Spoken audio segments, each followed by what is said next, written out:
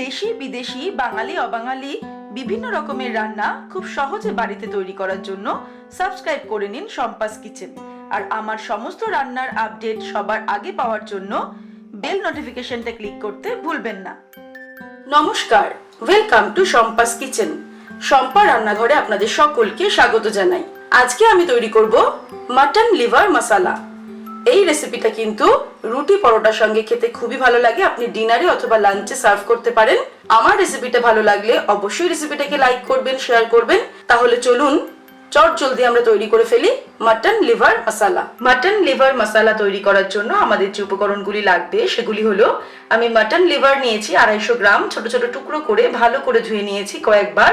একটা বড় সাইজের পেঁয়াজ কুচানো, একটা মাঝারি সাইজের টমেটো কুচানো, আদা বাটা, রসুন বাটা, হলুদ গুঁড়ো, লঙ্কার গুঁড়ো, জিরের গুঁড়ো, ধনের গুঁড়ো, 3-4টে কাঁচা লঙ্কা কুচিয়ে নিয়েছি, তেজপাতা, গোটা গরম মশলা, টক দই, গরম মশলার গুঁড়ো, গোলমরিচের গুঁড়ো, আর এর সঙ্গে লাগবে স্বাদ অনুসারে নুন, খুব সামান্য পরিমাণ চিনি। আর রান্নাটা করব আমরা সাদা তেলে। সবার প্রথমে আমি কড়াই গরম করে তার মধ্যে 4 টেবিল স্পুন মতো সাদা তেল দিয়েছি। এর মধ্যে দিচ্ছি গরম মশলা ফোড়ন। গরম মশলার মধ্যে আমি নিয়েছি এলাচ, লবঙ্গ, দালচিনি আর গোলমরিচ, তবে সবটাই আমি একটু থেতো করে দিয়েছি। 2টো তেজপাতা দিয়ে দিলাম। ফোড়নটাকে ফ্রাই করব 15 থেকে 20 সেকেন্ড। এবারে এর মধ্যে দিয়ে দিচ্ছি কোচানো পেঁয়াজ, একটা বড় সাইজের পেঁয়াজ কোচানো।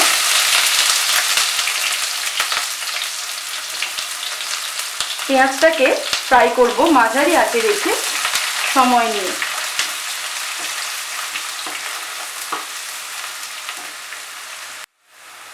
তিন 4 মিনিট আমি মাঝারি আঁচে পেঁয়াজটাকে ফ্রাই করে নিলাম। এবার এর মধ্যে দেব আদা বাটা আর রসুন বাটা। আদা বাটা দিচ্ছি আমি 2 টিস্পুন, আর রসুন বাটা দিচ্ছি আমি 2 টিস্পুন। আদা রসুনটা দিয়ে আমি আরো 2 মিনিট এটাকে ফ্রাই করব।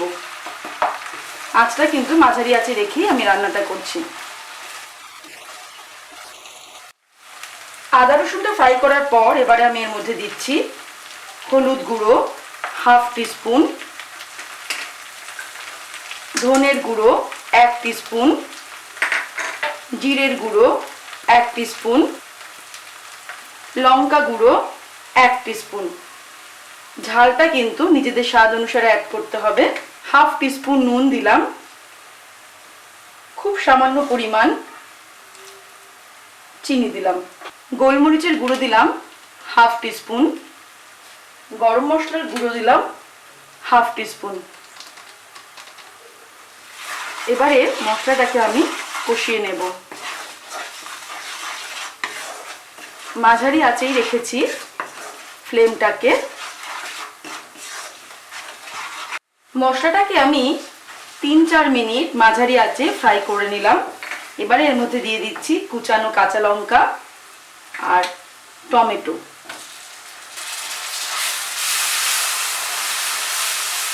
টমেটো আর কাঁচা লঙ্কা অ্যাড করে এটাকে আমি আঁচটাকে কমিয়ে দিয়ে 3 মিনিটের জন্য একটু ঢেকে দেব। ঢেকে দিলাম আমি 3 মিনিটের জন্য।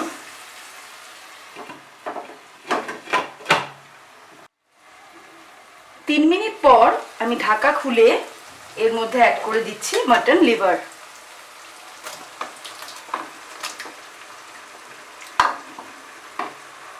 মশলার সঙ্গে ভালো করে মিশিয়ে নেব।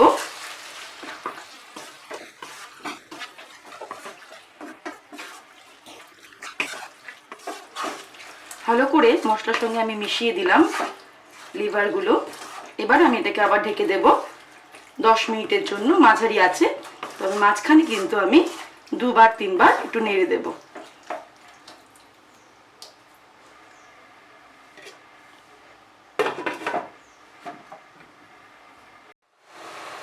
দশ মিনিট হয়ে গেছে। আমি কিন্তু মাঝখানে 2-3 বার নেড়ে দিয়েছি। এবার আমি ফ্লেমটাকে বাড়িয়ে দিলাম। ফ্লেমটাকে বাড়িয়ে দিয়ে এটাকে আমি আরেকটু কষিয়ে নেব। খুব সুন্দর একটা কালার এসেছে। এর মধ্যে এবার আমি অ্যাড করছি ফ্যাটানো দই। টক দইটাকে আমি একটু ফেটিয়ে নিয়েছি। 2 টেবিল স্পুন আমি দই দিলাম, খুব বেশি দই লাগবে না। দইটাকে দিয়ে আমি 2 মিনিট এটাকে কষিয়ে নেব।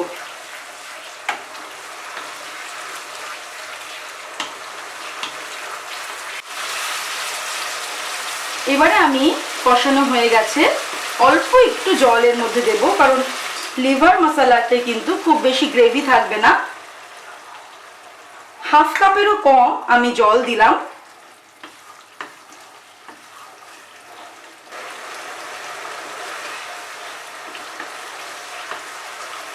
ঝোলটা ফুটে উঠেছে।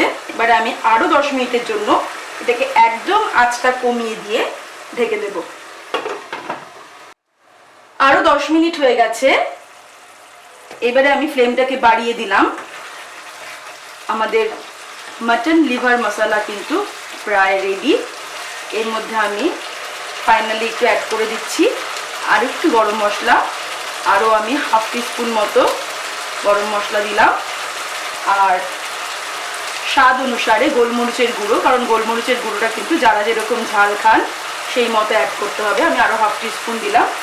নুন ঝাল মিষ্টিটা কিন্তু নিজেদের স্বাদ অনুসারে অ্যাড করব। আমি এরকম একটু শুকনো শুকনো মাখা মাখা গ্রেভি মতো তৈরি করছি। আপনারা চাইলে গ্রেভিটা আর একটু কম বা বেশি করতে পারেন। এবার আমি এটাকে অফ করে দেবো, ওভেনটা দিয়ে ঢেকে রাখবো 5 মিনিট। তারপর গরম গরম রুটি পরোটার সঙ্গে কিন্তু মাটন লিভার মশলা আমি সার্ভ করব ডিনারে স্যালাডের সঙ্গে। অফ করে দিলাম আর ঢেকে রাখবো জাস্ট 5 মিনিট। তৈরি হয়ে গেছে আমাদের আজকের রেসিপি মাটন লিভার মশলা। আপনারা দেখলেন আমি কিভাবে তৈরি করলাম। এটা কিন্তু খেতে ভীষণই টেস্টি লাগে। আমার রেসিপিটা ভালো লাগলে অবশ্যই রেসিপিটাকে লাইক করুন, শেয়ার করুন, আর নিত্য নতুন রেসিপির আপডেট পাওয়ার জন্য এক্ষুনি আমার চ্যানেলকে সাবস্ক্রাইব করে নিন। সুস্থ থাকবেন, ভালো থাকবেন। আমি আবার হাজির হব নতুন নতুন রেসিপির সঙ্গে। নমস্কার।